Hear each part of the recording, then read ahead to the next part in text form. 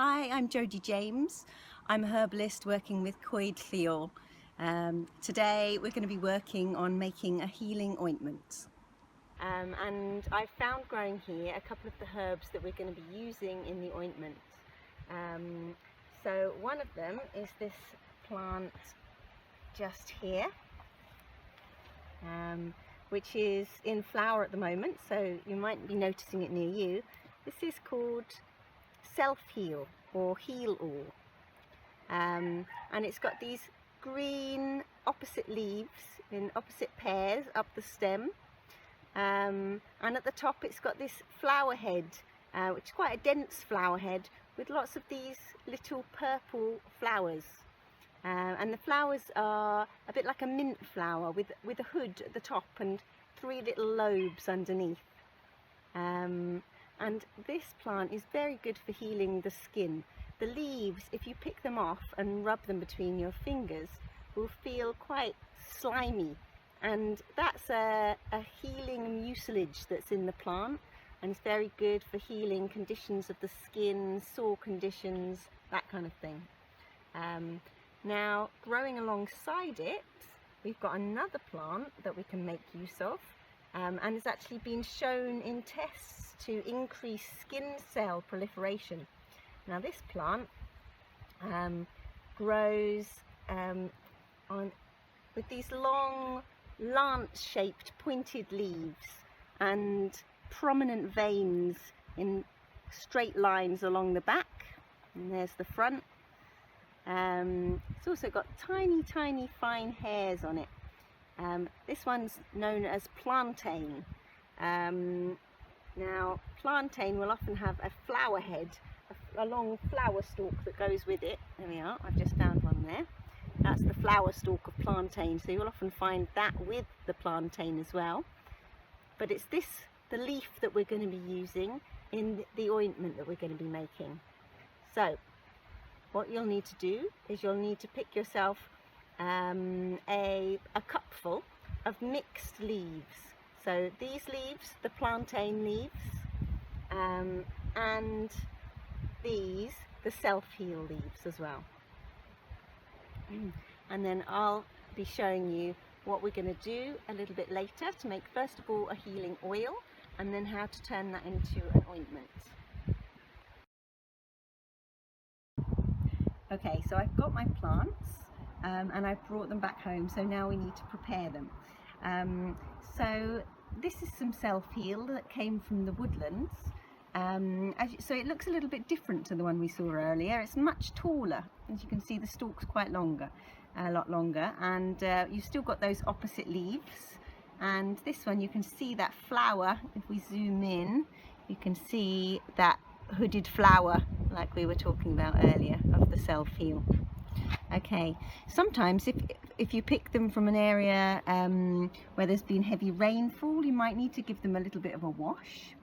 I'm just going to start picking the heads and the leaves off of those. We don't really need the stalks. And another thing to watch out for is where you're collecting them from. Obviously you want an area that isn't contaminated, so make sure it's not been sprayed. You don't want an area where the dogs get walked regularly, so if it grows in your own garden, that's ideal, or up a high bank somewhere that's not easy accessible for everybody. So here we are, just chopping those up. Get yourself a good ID book as well, because that's really valuable in making sure you've got the right plant. These, because I've washed them now, they're a little bit wet, and actually we want them really dry to go into the oil that we're going to make, because if you put water in your oil, it spoils. So what I'm going to do is I'm going to chop these. Here's my plantain here laid out as well. You can see that. That's the lance shaped leaf. I'm going to chop these leaves up, and the flower heads, like you would some spinach, and the same with the plantain leaves. chop those all up. And then I'm just going to spread them out on my chopping board. Get those a little bit smaller. And I'm going to leave them to dry just a little bit, not completely, but they'll dry out. If I leave those overnight until tomorrow morning, they'll dry out enough that when we put them into the oil, you won't get a residue of the water coming out. So you need to do this even if you haven't washed them, because some moisture will come out of the plants. So chop up your plants, let them sit overnight, and then we'll pop them into the oil tomorrow morning. Okay, so these are the herbs. They've dried out nicely overnight. There's a little bit of moisture left in those, but that will work nicely in the oil. So I'm just going to pop those into the jar now, like this. So it's always good to work with sterilized jars. You can either make sure they're well washed and then pour a little bit of boiling water into it to make sure it's sterile, or you can put it into an oven turned down very low for around 10 minutes. Just to make sure that there's no unwanted bacteria in there that's going to ferment and spoil your oil. So there we are, we've got the herbs all packed into there nicely. And now I'm just going to pour on some olive oil. So I like to use organic olive oil because the oil will be absorbed into your skin, and it's nice to know that there's no kind of chemicals or any pesticides or anything, any residues going into your oil that you're making. So we want the oil just to cover the plants. We don't want them to be above the level of the oil, so I'm just going to press those down under the level of the oil now, and that's how we're going to keep them. So once that's pressed down, this is going to be placed onto a windowsill, and that's where I'm going to leave it for the next week. So every day I'm going to give it a little stir, just to make sure, press those plants down again, make sure those leaves haven't come up above the level of the oil, and then at the end of the week we're going to strain it. Okay, so here's one I made earlier. I've had this on a windowsill for about a week now. I've been stirring every day to make sure that the properties from the plants are kind of getting mixed into the oil and keeping the level of the plants below that level of the oil there. And now we just need to strain it. So I'm just going to use, because it's a small quantity of oil, I'm just going to use a little tea strainer. It's got quite a fine mesh on it. If you had a bigger quantity of oil, you might want to use a sieve lined with a muslin cloth, nice clean cloth, and then you could just kind of give it a squeeze, wring it out, and make sure you're getting every last drop of oil out of there. But like I say, with a smaller quantity, you can get away with using it as tea strainer. So I'm just going to pour this through here. Now a lot of the oil will be contained in the leaves, so I'll just need to bring these out as well and give them a good press to make sure that the oil comes out of there.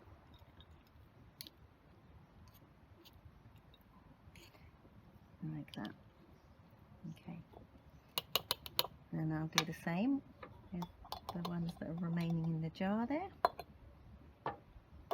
giving them all a good press.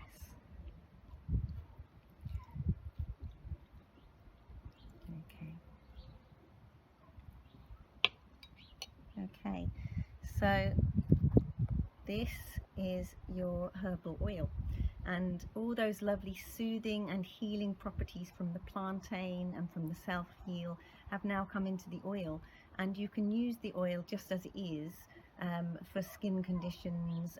It's lovely to work with even as a little massage oil or something like that. It's got a lovely kind of herbal green smell to it at the moment. But another way that you can use it is to make it into an ointment by adding some beeswax. And this will make it a little bit firmer. It's useful for conditions where you want to kind of create a barrier on the skin or hold in the moisture. So now we've got our herbal oil, we're going to make an ointment. Okay, so in order to make our oil into an ointment, we just need to add some beeswax.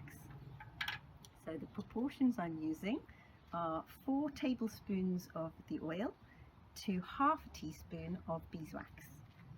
Okay, so 1, 2, 3, 4, and I've just got some of these little yellow beeswax pellets because they melt quite nicely. So unrefined if possible. I'm just putting that half teaspoon into the beeswax, into the oil, and then we're going to put it into a pan of boiling water. So that goes in there, and I'm just going to allow that to come to a very, very gentle simmer, and that will heat the oil gently rather than putting the oil directly onto the heat, which is a bit of a harsher way and you might spoil the oil a little bit. So if you want to have a look into the pan there, you can see the beeswax will just start to melt into that oil.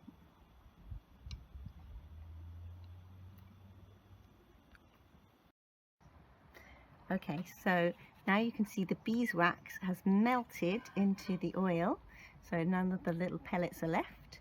So I'm just going to lift that out using a glove because it can be a bit hot, and pop this over here. So at this stage, if you want to, you can add an essential oil.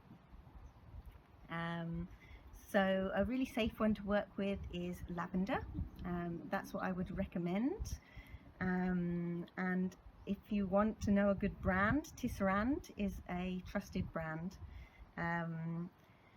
So what I would use for 4 tablespoons of the olive oil, you would use 6 drops of the essential oil.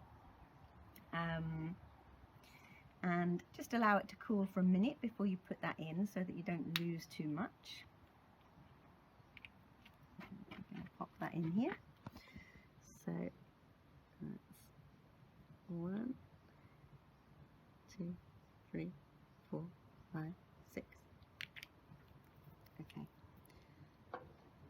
And just give that a little stir to get that all mixed in. Okay, and now you can put it into your pot or your jar. So I've just got some little tins which are useful for ointments. You can get glass jars, you could get special ointment pots. So I'm just going to pour that one into there.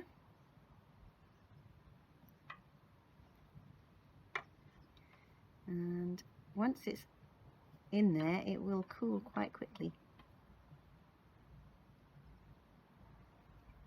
Okay, I'm going to pop that to one side. Make sure you sterilize your jars before use. Make sure there's no bacteria that gets into those. And just to show you one that I made earlier. So this one, as you can see, it's quite a soft consistency. So I quite like this soft consistency. I quite like that to work with. It doesn't run out of the jar. But it goes onto the skin nicely and creates a lovely soft protective layer. If you wanted to make a ointment with a thicker consistency, more like that of a lip balm, you would just need to increase the amount of beeswax that you're using. So I used half a teaspoon here. You would perhaps use a teaspoon to your 4 tablespoons, and that would give you a much firmer consistency of the ointment. So there you have it.